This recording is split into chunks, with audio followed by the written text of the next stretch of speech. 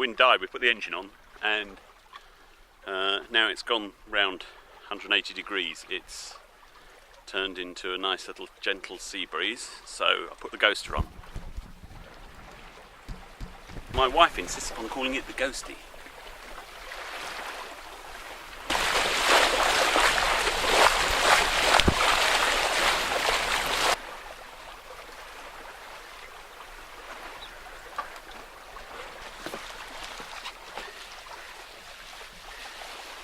This sail came with the other rig, and actually could do with a slightly taller mast or being held slightly lower down, but it's fine.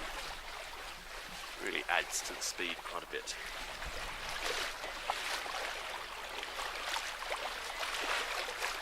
This area is absolutely rank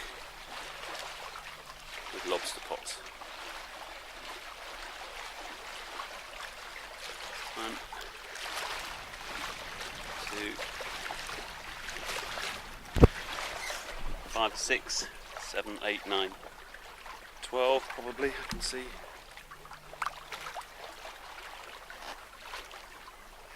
You want to come along here at night. Here's the Mark II tiller pilot.